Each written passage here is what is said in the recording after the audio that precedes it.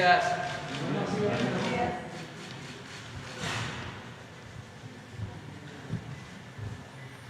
Bueno, vamos a responder preguntas porque no hay tema, hay muchos, pero vamos a dar tiempo a preguntas y a respuestas.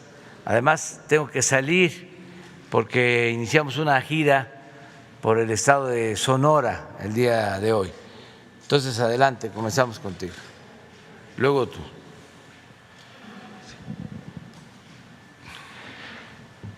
¿Qué tal, presidente? Buen día, Roberto Cortés del Sol de México.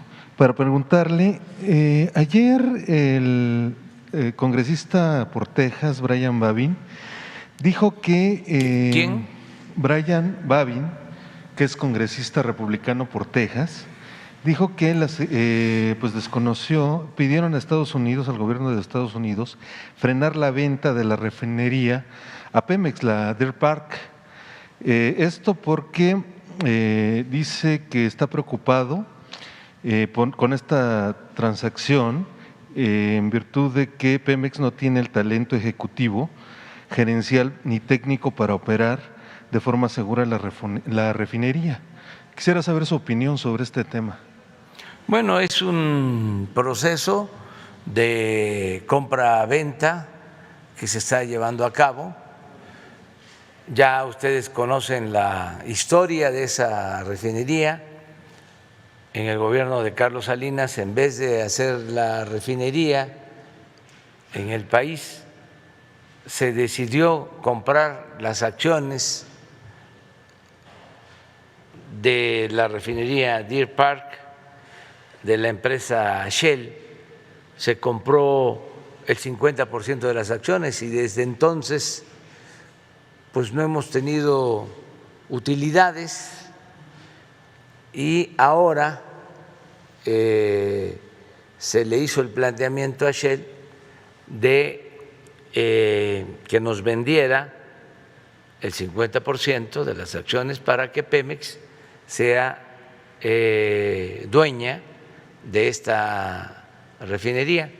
Ellos aceptaron, ya se firmó un acuerdo en ese sentido y se están haciendo los trámites correspondientes en Estados Unidos y desde luego que hay opiniones de todo tipo, pero tenemos que esperar a que se concluya con este proceso.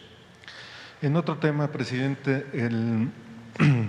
la encuesta que presentó ayer en el informe, ¿cuál fue la metodología que se aplicó? ¿Cómo se desarrolló y cuál fue la muestra? ¿Y nos podría dar más datos técnicos al respecto? Sí, es una encuesta que se hace en la Secretaría de Gobernación con técnicos nuestros de presidencia, especialistas. Es una encuesta telefónica nacional, tiene ese sesgo porque no todos los mexicanos tienen teléfono, la gente más humilde no tiene teléfono. Sin embargo, los especialistas sostienen que es un buen indicador de lo que la gente está pensando. Creo que se aplicaron 1.500, 1.600 cuestionarios, aun cuando se hacen muchas más llamadas, pero los que responden, los que están dispuestos a contestar, fueron 1.500, 1.600, y de ahí se define qué es lo que la gente está opinando. Estadísticamente es buena la proyección,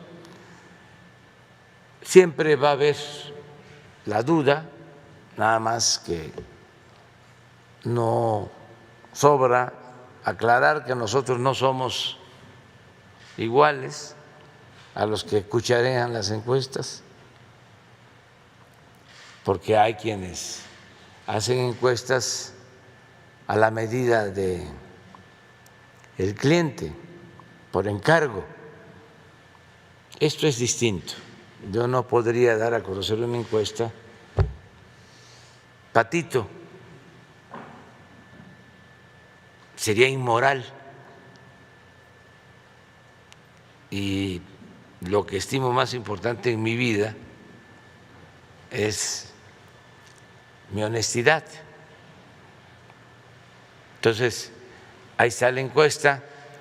Tiene otras preguntas que no se dan a conocer porque no corresponde propiamente al gobierno, pero le voy a pedir a Jesús que la dé a conocer, que la transparente por completo. Muchas gracias, presidente. Y bueno, finalmente, ha habido muchas críticas respecto del quién es quién en el asunto de los medios. Se ha criticado, la ONU ha dicho que incluso derechos humanos, que se está atacando a la prensa. ¿Qué opina al respecto? Pues que es una interpretación muy ventajosa de parte de quienes no quieren que haya confrontación de ideas o que haya un diálogo circular, que nada más quieren ellos tener el monopolio de la verdad y que nadie puede replicar. Eso es lo más antidemocrático que puede haber. ¿Cómo no vamos a tener el derecho de decir esta es una calumnia y probarlo? ¿Nos tenemos que quedar callados? Entonces, los medios de información convencional pontifican, tienen la verdad absoluta, nadie puede replicarles, no hay libertad.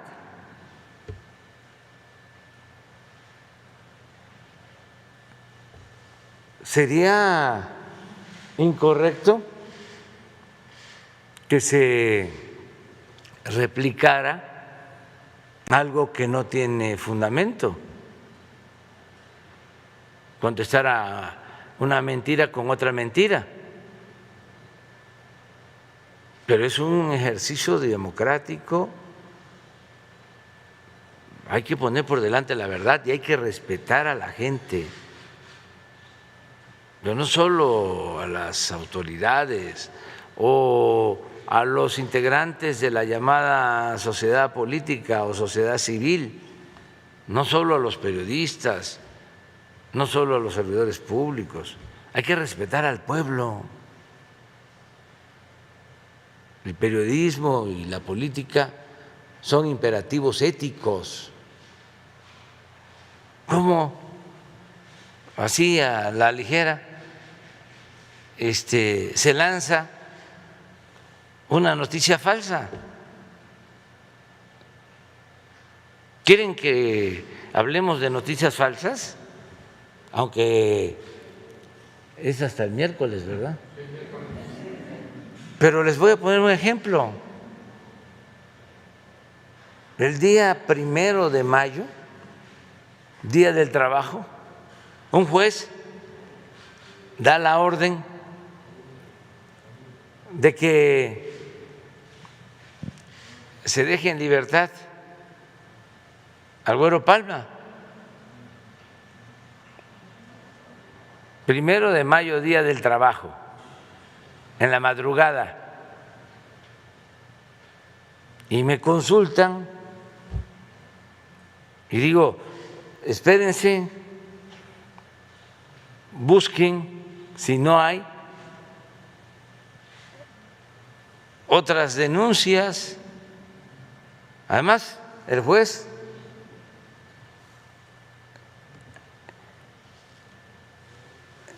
ordenando de manera terminante, 24 horas de plazo. Si el servidor público no cumple, es sujeto a un juicio. Entonces, se hace la investigación, se habla con el Poder Judicial, esperen, creo que era hasta sábado, además de día primero, el clásico sabadazo. Bueno, no sabían que yo estaba enterado, que me hablaron, porque pensaban que eso iba a quedar en un trámite más. Y no había salido de la cárcel el Güero Palma, y ya arriba a Palacio había escrito una columna asegurando de que ya estaba libre el Güero Palma y echándome la culpa.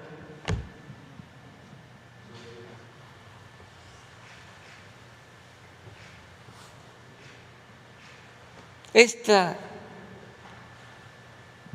es la mentira más escandalosa. No había salido de la cárcel y miren lo que estaba diciendo.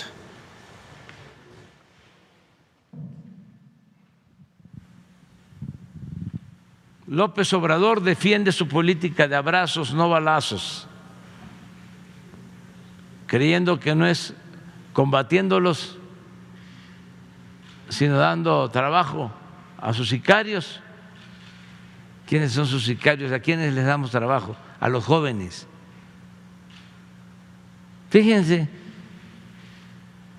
la calidad moral de este señor que fue jefe de prensa de Notimex, don Carlos Salinas de Gortari. ¿Cómo resolverá la inseguridad? La liberación de Héctor, el Güero Palma, de la prisión, no fue tan sorprendente como el hecho de que el gobierno del presidente Andrés Manuel López Obrador lo exonerara del delito. Yo lo exoneré del delito de delincuencia organizada.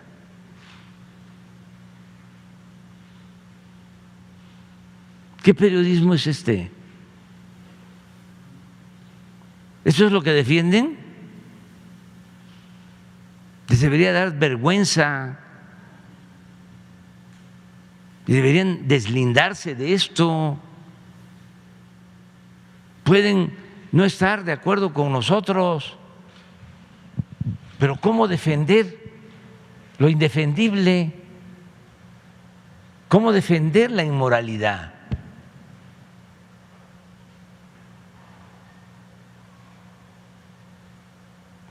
Y hasta organismos internacionales defendiendo esto. ¿Le han replicado? ¿Le han llegado de los casos que mostró el miércoles, le han replicado? Sí, sí, llegó uno de Forbes y el miércoles se va a dar respuesta, y a todos los que repliquen. Pero miren esto, y todavía los señores se molestan cuando deberían ofrecer disculpas, actuar con humildad. pero vienen de una escuela. Imagínense lo que era el periodismo en los tiempos de Salinas de Gortari. Ay, nanita.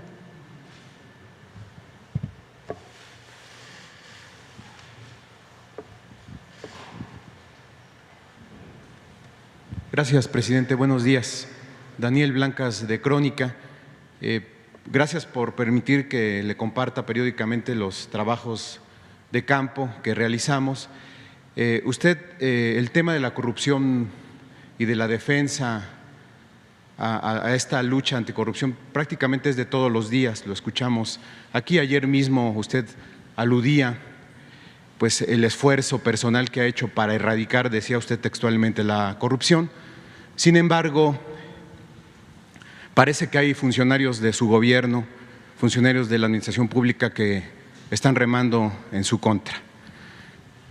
Cuando usted en diciembre de 2018, al principio de su gobierno, nombró o ordenó la contratación de operadores de pipas y la compra de autotanques para el transporte terrestre de combustible, quizás no imaginó que multiplicaba los ojos, las miradas en torno a Pemex y que podían ser estos operadores una fuente pues fidedigna, una fuente fiel de las corruptelas que siguen ocurriendo en Pemex. Le comento esto, yo estuve reuniéndome con un grupo nutrido de operadores, de estos que se contrataron al principio de su gobierno, lo estuve haciendo alrededor de 2 semanas. A estas reuniones se sumaron operadores de autotanques que son de empresas privadas. Usted sabe que también se brinda este servicio a Pemex, además de las que se contrataron, hay operadores de empresas privadas. Entonces estuve reuniéndome con ellos en el campo, en las inmediaciones del campo militar número 8, y realmente fueron los ojos, fueron los pasos, la mirada que me permitió conocer a detalle brazos corruptores muy fuertes en Petróleos Mexicanos, presidente.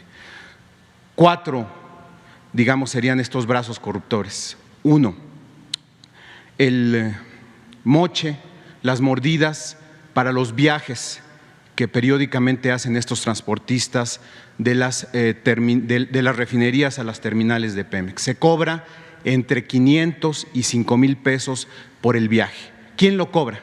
Funcionarios de Pemex, ingenieros que se dedican a repartir estos viajes. ¿Por qué valen los viajes, presidente? Valen porque hay rutas que se prestan mucho al huachicol, hay rutas doradas para el huachicol. Entonces, esta situación de huachicolear, este costo de los viajes permite que tengan valor y los ingenieros de Pemex están alentando estos moches, viven de la mordida. Ese es el primer brazo. El segundo, todo un engranaje, desde que los transportistas llegan a las terminales o a las refinerías, todo un engranaje para paso a paso el moche, la mordida, 200 pesos para documentar, 150 pesos para pasar a la terminal de carga, 200 o 300 pesos para recibir una isla buena. ¿Por qué una isla buena? Porque hay gasolina de más y vas a poder hacer huachicol, o si no das dinero, una isla mala, y en esa no vas a poder, en esa no llevas, digamos, completo lo que se les da, digamos, el abasto de gasolina o de combustible, del que sea. Ese es el segundo. El tercero, la salida de camiones sin documentación, las llamadas palomas, las que surten a las gasolineras, que salen de las terminales o de las refinerías sin la documentación respectiva y no se sabe hacia dónde van a parar estas palomas. Y cuarto, el autoconsumo. Todas estas unidades que Pemex utiliza para repartir y para transportar de manera terrestre el combustible necesitan, para movilizarse, combustible, necesitan diésel, necesitan gasolina. Pues, ¿qué está ocurriendo, presidente? Van a recibir el abasto y les dicen, por protocolo de Pemex se les tiene que dar 600, 700 litros por pipa para que puedan realizar sus viajes. Pues se les dice que solamente se les van a dar 200 o 300 y se queman los papeles, desaparecen los papeles y se reporta que se les están dando 600 o 700 cuando en realidad solamente les están dando 200, es decir, autoconsumo, huachicol. A la luz de esto que le comento, presidente, y que no tengo mayor mérito que el haber escuchado a estos grupos de transportistas, le pregunto, ¿está rebasado Octavio Romero Oropeza o, digamos, siendo más específicos, Javier del Villar, hijo de Samuel del Villar, que es el que está encargado de este asunto? Él es el coordinador de Pemex Logística. ¿Están rebasados de la corrupción o qué está pasando, presidente? No, mira, qué bien que haces la denuncia, se va a hacer la investigación a detalle para constatar lo que tú estás aquí dando a conocer, para ver si es cierto. No estoy negando tu dicho, nada más que no es suficiente, hace falta saber si es cierto. De ser cierto, pues hay que actuar legalmente y con energía y denunciar por corrupción y despedir a trabajadores que estén haciendo estas tracaladas, así de sencillo. Pero nadie está rebasado en Pemex, ni en el gobierno, ni el director de Pemex, ni ningún funcionario, porque si pasara eso, tendrían que rebasar al secretario de Hacienda y luego rebasar al presidente. Y está un poco difícil eso. Entonces, ¿qué está pasando, presidente? ¿Qué pasa? Puede ser que sea una inercia que ya venía de tiempo atrás, porque estaba podrido Pemex, como la Comisión Federal de Electricidad, como el gobierno en su conjunto. Y estamos llevando a cabo un proceso de limpia de todo el gobierno, que no es un asunto sencillo. Estamos limpiando de arriba para abajo. Pues miren lo que nos ha costado limpiar la compra de medicinas, la relación con los medios de comunicación. Yo no tendría 6.7 de aceptación en el pueblo, tendría yo 8, tampoco mucho. Si soltara los 20,000 millones de pesos que se le destinaba a los periódicos, a los medios, a los periodistas, no se ocuparían de nada, no le hubiesen dado tanto vuelo al lamentable accidente del metro de Tláhuac.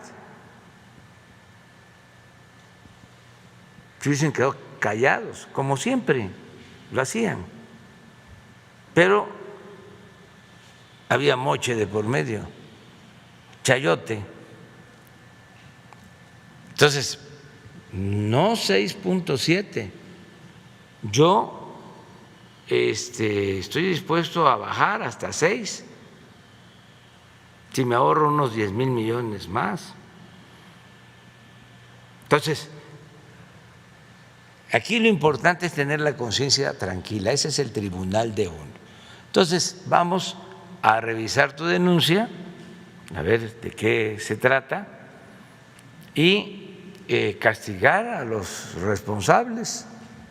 Usted el 27 de diciembre de 2018 anunció que los militares, que la Secretaría de la Defensa y la Secretaría de Marina iban a extender, digamos, su presencia, porque anteriormente pues había, digamos, la vigilancia periférica, pero usted ordenó ese día que militares y marinos incursionaran en las instalaciones de Pemex, en terminales y en refinerías, precisamente para evitar este tipo de situaciones. Están haciendo. Sí, el problema es que solamente están, presidente, en 30 de las 73 terminales, es decir, no están en todas, y tiene usted razón. Pero pueden estar en todas.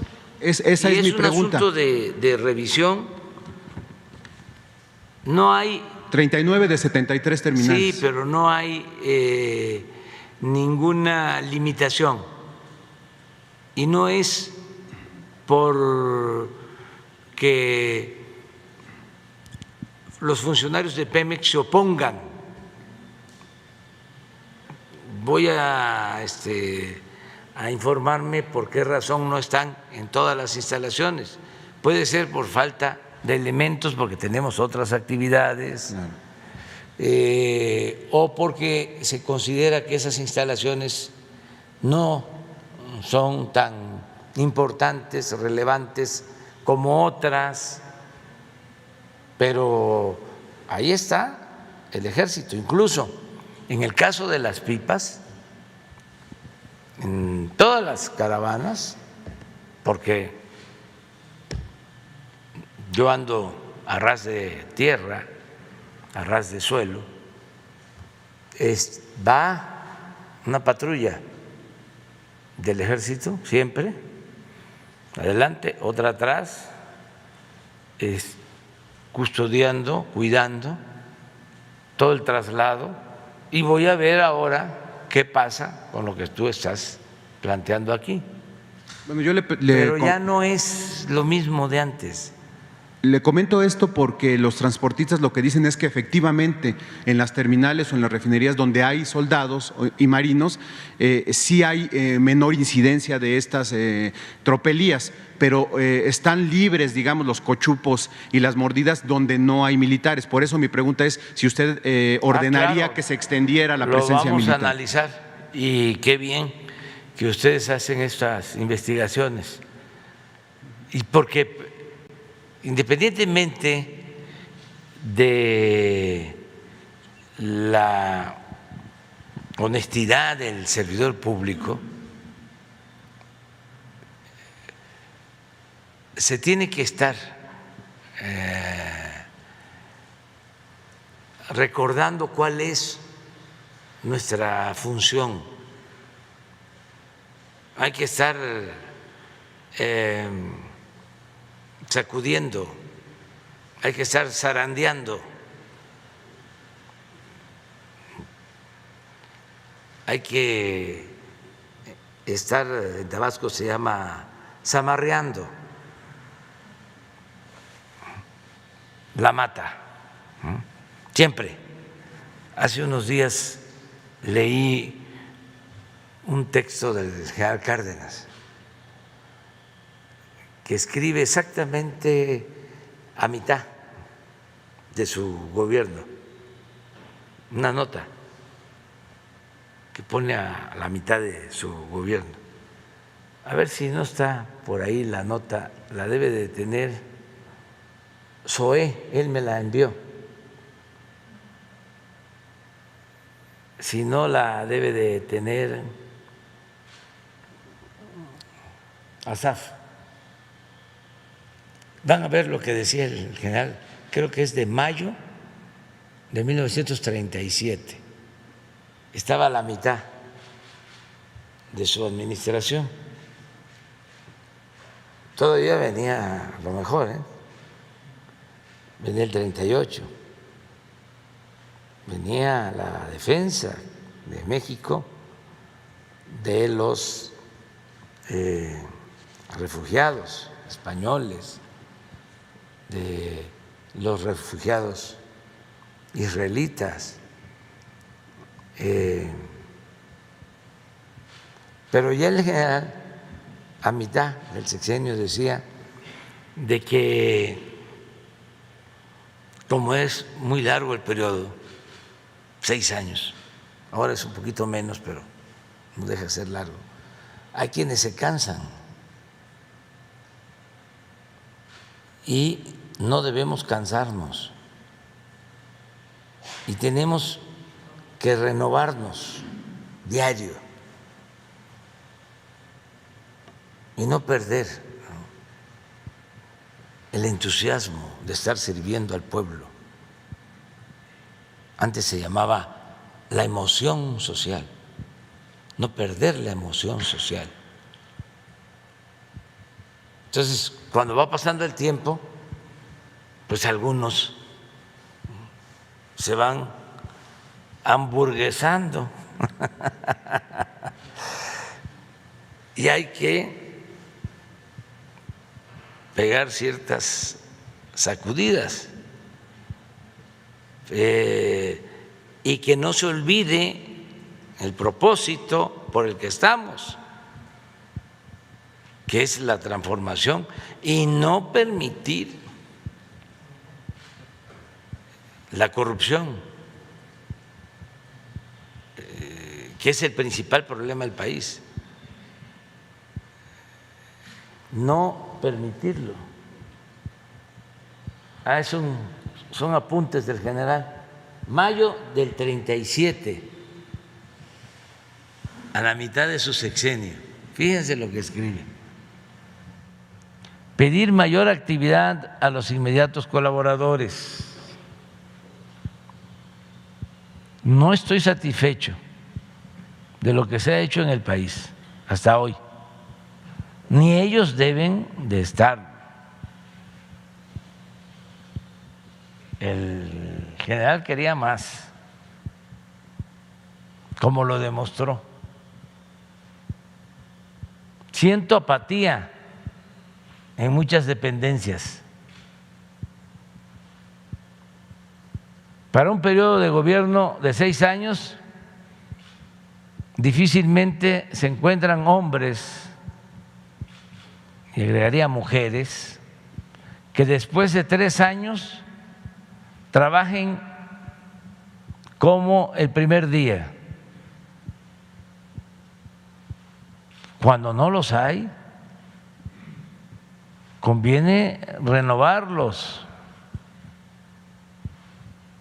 Veré el ritmo con que siguen trabajando de hoy a septiembre próximo. Entonces, esto es lo que puede pasar también. No es que sean corruptos, sino que pierden fuerza, se desaniman. Además, están sujetos a fuertes presiones, están enfrentando a todo el bloque conservador.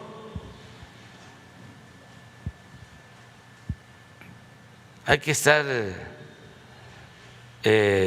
bien firme en las convicciones para soportar, para aguantar, tener aplomo. Afortunadamente, la mayoría de los servidores públicos, ayer les hice un reconocimiento a los que me están ayudando, todos están trabajando en equipo y sobre todo cuidando el presupuesto, que es dinero del pueblo. Finalmente, presidente, ¿cuál sería el mensaje que usted le manda a los petroleros que insisten en burlar esta bandera de la no corrupción y se prestan a cochupos y a mordidas? ¿Cuál sería su mensaje? Y no quisiera dejar de pasar la oportunidad, presidente, de un tema que ya le he comentado en otras ocasiones y que creo que es inquietante, digamos, a la luz del impacto que puede tener en las familias más pobres, este asunto perdón que cambie tan drásticamente, pero creo que vale la pena hacerlo. A partir del día de hoy, Minsa y se me va ahorita el nombre de la otra grande Maseca y Minsa anuncian un incremento en el precio de la tonelada de harina. Usted sabe que pues la tortilla ha ido en aumento en los últimos años y de manera inesperada a mitad de este año o digamos a partir de ayer se anuncia este incremento de alrededor de 1,500, 1,600 pesos en el precio de la tonelada de harina. Esto invariablemente va a repercutir en el precio de la tortilla, que de por sí ya está elevado. ¿Cuál sería? Usted ayer aludía el tema del gas, decía, el tema del gas tenemos un pendiente y lo vamos a resolver pronto. ¿Qué diría en torno a esta situación que puede impactar a las familias más pobres del país, que es el incremento de la tortilla, presidente? Bueno, sobre esto tenemos una reunión mañana, el martes tenemos una reunión para ver lo del gas, porque de los combustibles es el que se nos ha elevado y se ha incrementado por encima de la inflación, que es el compromiso que tenemos de que ningún combustible, en este caso gasolinas, diésel, la luz y el gas, aumenten por encima de la inflación. O sea, que no hay aumento en términos reales. Y en el caso del gas sí ha habido aumento. En el caso de la gasolina no. De ninguna de las gasolinas, de las dos, ni del diésel, ni la luz. Hemos cumplido incluso hasta por abajo de la inflación, de los incrementos inflacionarios. Pero en el caso del gas, no. Sobre todo, ¿saben dónde ha aumentado más el gas? Aquí, en la Ciudad de México. Y es porque existen monopolios que controlan el gas.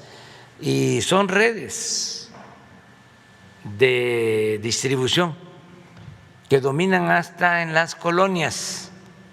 Ya estamos analizando el asunto y vamos a enfrentar.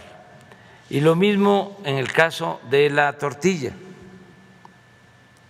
Para nosotros, si estamos bien en economía, se tiene que reflejar en el precio de la tortilla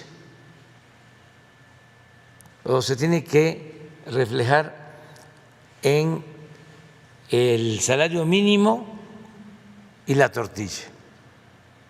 Hace 25 años, 30 años, un salario mínimo alcanzaba para 50 kilos de tortilla. Cuando llegamos al gobierno, un salario mínimo alcanzaba para 6 kilos de tortilla. Fíjense lo que hizo Salinas y Zedillo y Fox, Calderón y Peña, para ponerle nombre de cómo se deterioró el salario mínimo, la pérdida del poder adquisitivo del salario, de 50 kilos de tortilla a 6 por salario mínimo. Entonces, a pesar de que nosotros hemos aumentado el salario más de 40% en términos reales, habíamos logrado aumentar de 6 a 9 kilos. Y yo estaba pues contento porque ahí va, poco a poco. El año que viene va a aumentar más y así. Que es la forma de medir más sencilla, lo que tiene que ver con la comida, con lo que va a la mesa de los mexicanos. Lo demás es muy genérico. Ahora no sé, con los aumentos, ¿a cómo estamos? a pesar de que incrementó el salario, cuántos kilos de tortilla alcanza un salario mínimo hoy, pero lo vamos a ver. Y vamos a atender esto que estás planteando sobre el precio de la tortilla. Y hay muchas formas de tener control. En el caso del gas, si es necesario, vamos a establecer un precio máximo. No les va a gustar a los tecnócratas, ¿no? Pero en el caso de la tortilla hay otros mecanismos que pueden utilizarse. Por ejemplo, abrir la importación para que haya más competencia, ¿sí? Y que se tenga más maíz, porque desgraciadamente pues no somos autosuficientes en producción de maíz, somos autosuficientes en producción de maíz blanco, pero no de maíz amarillo. Y entonces tenemos que atender el asunto, pero estamos pendientes, muy pendientes de toda la economía, que va muy bien, reconocido por expertos nacionales e internacionales. No tenemos devaluación, están llegando cada vez más remesas. Antier el Banco de México dio a conocer de que llegaron en mayo 4.500 millones de dólares de remesas, récord.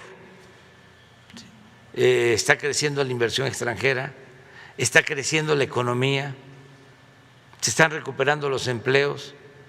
La única cosa que me ocupa es inflación, el que mantengamos bajo control la inflación, porque tenemos la presión externa, se está soltando bastante dinero en Estados Unidos, se está reactivando muy pronto la economía, hay mucha demanda en Estados Unidos, al grado que están los puertos del Pacífico de Estados Unidos llenos de mercancías. Entonces eso tiene una repercusión hacia México. Por eso también el Banco de México, de manera acertada, subió 25 puntos, punto 25 la tasa de interés, porque no quieren que aumente la inflación, y yo estoy de acuerdo, porque eso afecta mucho la carestía de la vida. Entonces, estamos en eso, lo vamos a ver, estamos pendientes por lo que estabas planteando. Y lo otro era ¿qué? A los trabajadores de Pemex, que hay que rescatar a Pemex, que hay que defender a Pemex, que no se despide a ningún trabajador, no van a vivir con la zozobra de antes, de que los podían liquidar. Nosotros hemos hecho el compromiso de no despedir a ningún trabajador petrolero y de ir basificando en la medida de nuestras posibilidades a los trabajadores eventuales, a los transitorios, que se porten bien, y ahí se los encargo a sus familiares, que les digan que para qué se meten en problema. Es como todo el que actúa de manera ilícita y piensan que no les van a hacer nada. Ahora no hay impunidad. Y el que va a la cárcel por robo de combustible, por ejemplo, no tiene derecho a fianza. ¿Y para qué se meten ellos en problemas? ¿Para qué meten en problemas a sus familiares, a sus mamás, que son las que sufren mucho cuando un hijo está en la cárcel? Son las que más están defendiéndolos. Y no conozco madres que acepten que sus hijos cometieron un ilícito, porque es mucho el amor de las madres, de los padres a los hijos. Entonces, a estos que andan mal, que rectifiquen, que abandonen eso, que para qué corren riesgos. También deben ser padres de familia que piensen en sus hijos y que ayuden a que todos moralicemos la vida pública, que todo sea legal, que todo sea derecho, no chueco, y que pongamos por delante la honestidad y que hagamos a un lado de que el que no tranza no avanza. Todo eso que quedó como rémora de la política neoliberal, individualista, egoísta, de lujo barato. Ya lo he dicho, ¿qué diferencia hay entre andar en una bicicleta? Conozco gente de 80 años, ya llegando a los 90, que andan todavía en su bicicleta. Son felices, se trasladan así, hacen ejercicio. Andar en un carro último modelo. Antes se decía: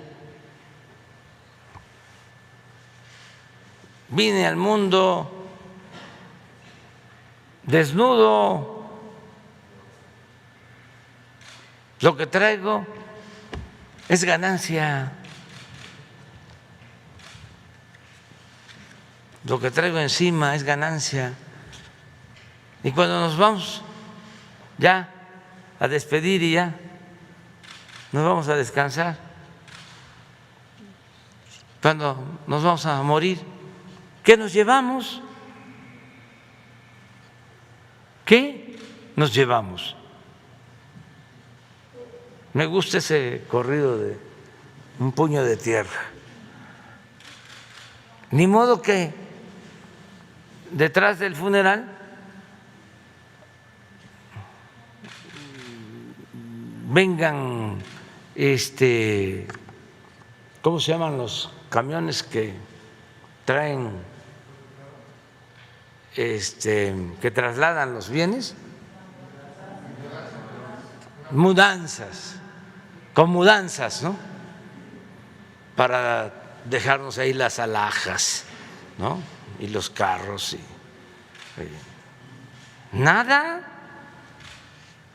Nada, hay que llevarse la satisfacción de haber servido, de haber actuado como mujeres, como hombres buenos, y así vamos a ser siempre felices. Pero en fin, ese es otro asunto. Muy bien, compañero. Y luego tú. Ya me están llamando. Gracias, presidente. Benito Jiménez, del periódico Reforma. Preguntarle de qué tamaño es el mapa criminal en el Gabinete de Seguridad, ¿cómo lo están viendo? Hablaba usted de 3 cárteles que están operando en el país. Sin embargo, expertos en seguridad advierten que por lo menos hay una veintena de estos realizando diversas acciones criminales en detrimento de la sociedad. ¿Cómo tienen ustedes medido este pulso en el crimen organizado? Pues tiene que ver con los estados con más violencia, aunque hay estados donde funcionan cárteles y no hay tantos homicidios, porque no se están enfrentando. Hay un cártel que tiene hegemonía y no se están enfrentando. Por ejemplo, ahora hay enfrentamientos en Zacatecas y es eso, entre grupos. No han dejado de haber enfrentamientos también en Guanajuato y es por lo mismo, son 2 o 3 que se están enfrentando. No sucede así en Sinaloa. En Sonora sí, enfrentamiento. En Baja California. Entonces depende. Pero lo que yo dije ayer, y seguramente les dolió, van a tener que ponerse vitacilina, es de que el tiempo que llevamos no se han creado nuevos carteles, que nosotros heredamos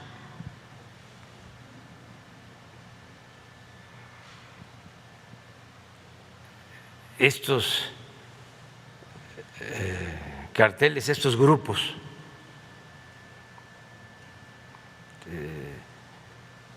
El cártel de Sinaloa pues no surgió hace 2 años y medio. El Jalisco Nueva Generación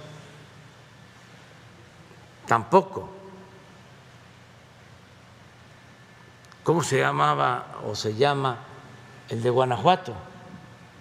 Santa Rosa de Lima. Santa Rosa de Lima, el del Golfo, Tamaulipas, y así otros, porque nuestros adversarios, que son con nosotros muy exigentes, eran muy serviles y muy afanositos con los otros gobiernos. Y nunca se hablaba de estos temas. Entonces nosotros estamos haciendo un esfuerzo para enfrentar esta herencia de violencia muy lamentable por los homicidios que se cometen, sean de ciudadanos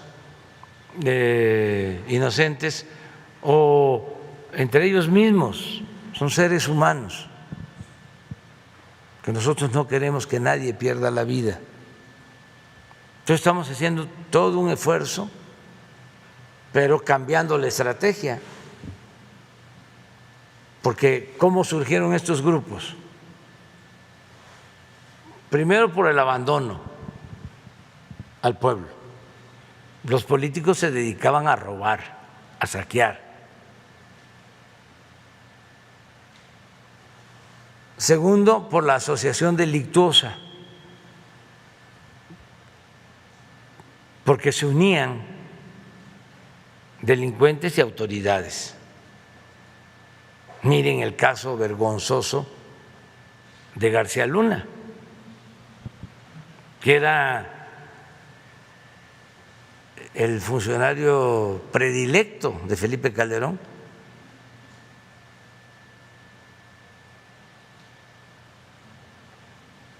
Tercero, que les ayudaban en los fraudes electorales.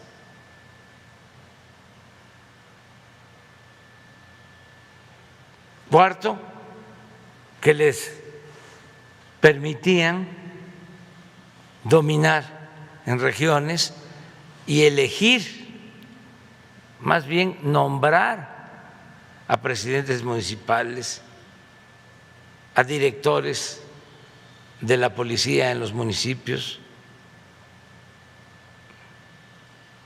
hacían acuerdos con gobiernos estatales. Entonces eso se arraigó, les ayudaban a hacer el fraude en contra de nosotros.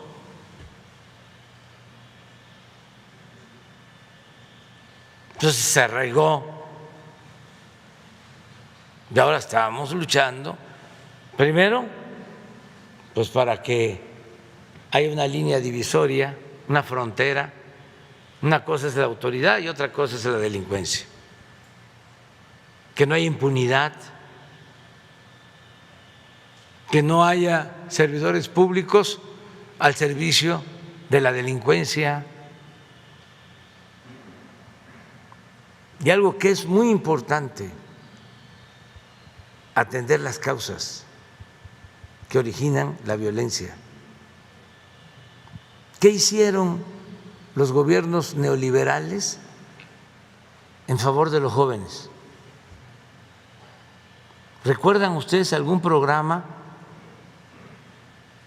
en beneficio de los jóvenes? ¿Cuál? El CREA, pero eso incluso lo del CREA fue antes, porque el periodo neoliberal comienza con Miguel de la Madrid. Lo del CREA, lo de la juventud, el INJUVE, eso era antes. Ningún programa. Un rector, Narro, acuñó la frase de los ninis. Eso fue lo que hicieron. Y todo muy chistoso, ¿no? Celebrado. Incluso ahora, cuestionado que por qué se le da becas a los ninis que ni estudian ni trabajan. Fue lo único que hicieron, etiquetarlos como ninis de manera despectiva, y le dieron la espalda a los jóvenes. Y otras cosas peores, la privatización de la educación,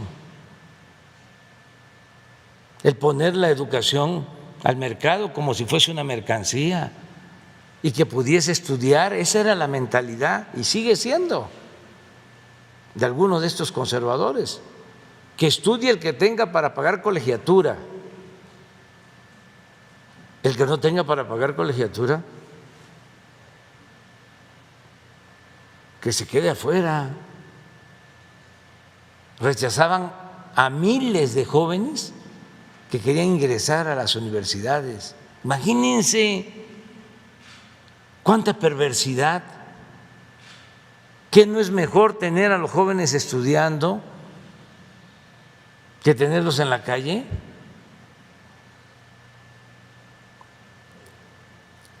Entonces, a eso me refería cuando hablaba de los grupos.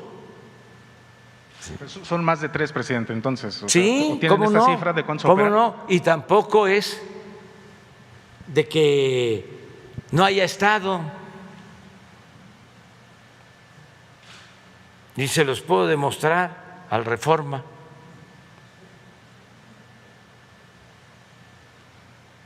Lo acabo de decir, a ver si no está en mi informe, lo de el número de casillas que se instalaron. Hicieron toda una alaraca antes de las elecciones, que era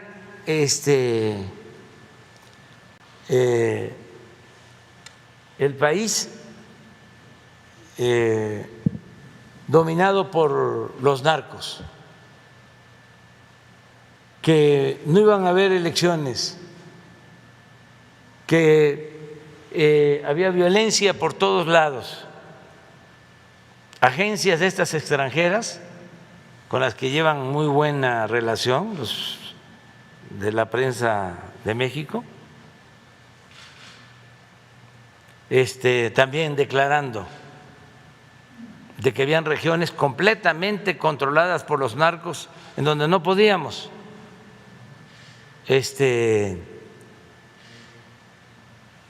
entrar. Yo recorro todo el país, todo, y sin guardaespaldas, y entro a todos lados. Pero aquí está el ejemplo. Ya me voy. El día 6 de junio se abrieron 162,538 casillas.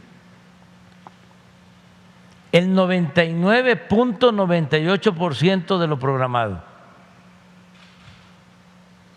Y solo 32 casillas de las 162,000 no fueron instaladas por el ambiente de violencia en algunos lugares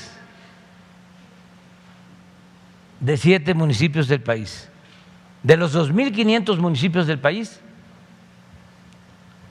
solo en 7. Y eso en algunos lugares, no en todo el municipio.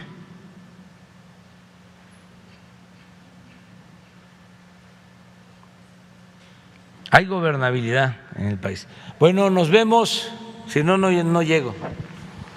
Adiós, adiós. Para la otra.